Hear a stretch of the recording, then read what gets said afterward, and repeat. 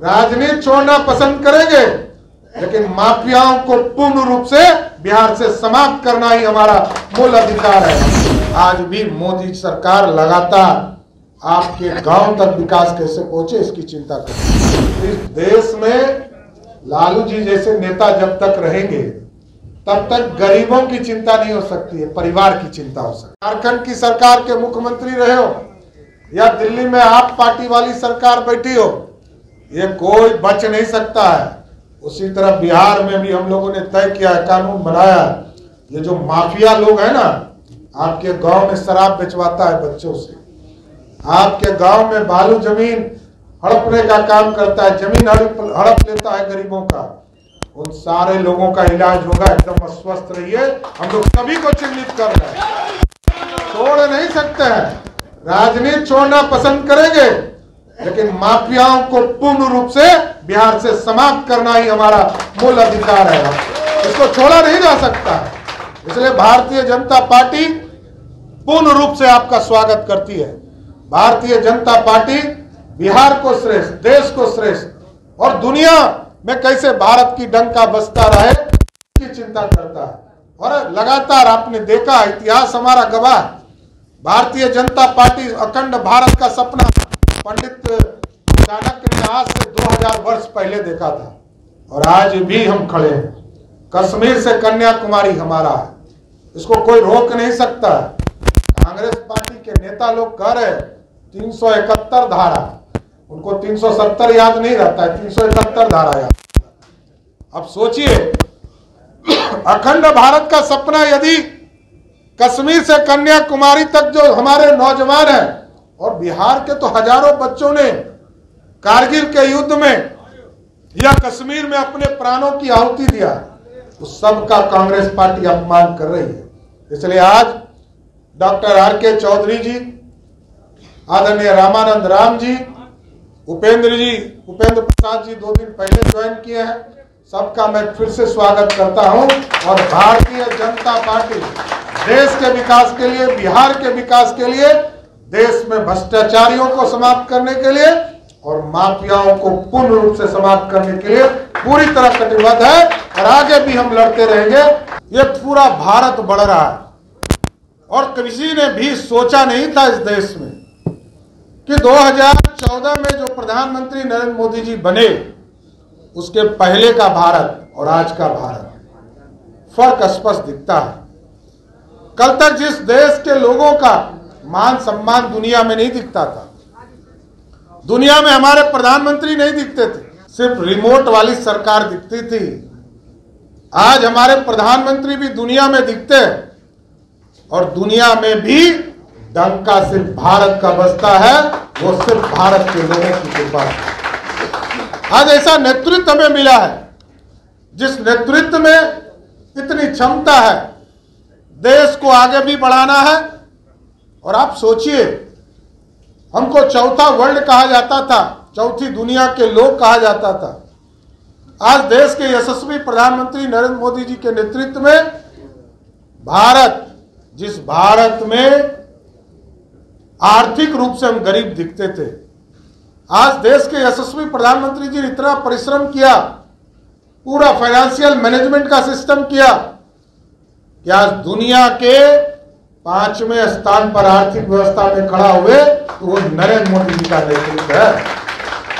हम बिहार जैसे प्रदेश में है जहां फैक्ट्री नहीं है, पानी पानी है, और जिस इलाके से आप आते हैं नॉर्थ बिहार, उत्तर बिहार के इलाके में 8-8 नदियां हमको तबाह करती है।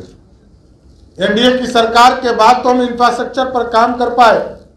सरदे अटल बिहारी वाजपेयी जी ने 4 लेन और सड़कों का जाल उस इलाके में बिछाने का काम किया। आज भी मोदी सरकार लगातार आपके गांव तक विकास कैसे पहुंचे इसकी चिंता करते हैं। इसलिए हम साथियों, बड़ा स्पष्ट है, इस देश को श्रेष्ठ बनाने के लिए कोई व्यक्ति निकला है। आज इसके पहले तो कई प्रधानमंत्री हुए देश में, लेकिन जिस तरह नरेंद्र मोदी जी ने सपना देखा है 2047 का भारत, आज हम 5वें स्थान पर हैं। मोदी जी का सपना है 2047 के पहले दुनिया के सबसे बड़ी ताकत बनना है। अभी गरीबी को हराना है, और आपने देखा किस तरह भारत के लगभग 80 करोड़ लोगों को जब कोरोना की स्थिति बनी, लोगों को खाना नहीं मिल रहा था, रोजगार नहीं मिल रहा था। आज देश के यशस्वी प्रधानमंत्री जी ने कहा 80 करोड़ लोगों को पिछले 4 वर्षों से मुफ्त अनाज देने का काम मोदी सरकार कर रही है। खाने का भी चिंता मोदी सरकार कर रही है। और अब खाने के साथ साथ मोदी जी ने तय किया है कि बिहार के 8 करोड़ से अधिक लोगों का यदि वो बीमार पड़ जाए तो उसके इलाज कराने के लिए भी 5 लाख तक की व्यवस्था मोदी और नीतीश कुमार के आयुष्मान भारत के माध्यम से करने का काम किया जाए। 1 करोड़ 79 लाख परिवार को हम पूरे बिहार में जो गरीबी जिसको नेशनल फूड सिक्योरिटी एक्ट के माध्यम से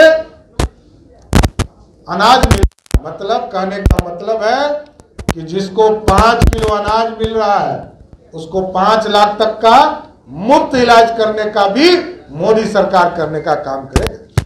इसलिए साथियों, गरीबों की चिंता और महिलाओं के लिए आप सोचिए, इस देश में पहली बार बिहार में जब एनडीए की सरकार बनी 50% का आरक्षण महिलाओं को दिया गया पंचायती राज में, नगर निकाय में। और आज देश के यशस्वी प्रधानमंत्री जी ने तय किया कि 2029 का जब चुनाव होगा पूरे देश में 1/3 सिर्फ महिला ही लोकसभा और विधानसभा में जीत कर जाने का काम, महिलाओं का सम्मान बढ़ाने का काम किया जा रहा है।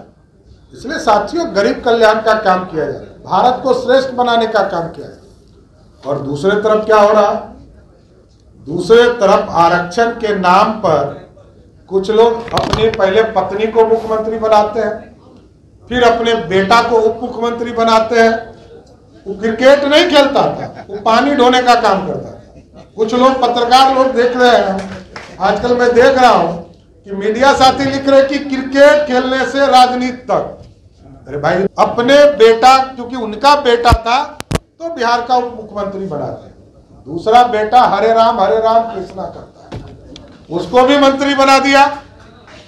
अब सीधे सिंगापुर से एक बेटी आ गई है, सीधे। जनता का कल्याण तो दूर दूर तक पता नहीं चलता है, लेकिन सीधे सिंगापुर से चुनाव लड़ाने के लिए लालू जी ने उतार दिया। दूसरी बेटी चुनाव हार जाती है तब भी राज्यसभा में। तो इस देश में लालू जी जैसे नेता जब तक रहेंगे तब तक गरीबों की चिंता नहीं हो सकती है, परिवार की चिंता हो सकती है। इसलिए आप लोगों से आग्रह करूंगा, ये मोदी है, सब मुमकिन है। और आपके आशीर्वाद से मोदी जी ने साफ तौर पर कहा ये हमारा ताकत नहीं है, देश की जनता ने जो ताकत दिया कमल छाप के सामने बटन दबाकर, उसकी ताकत है।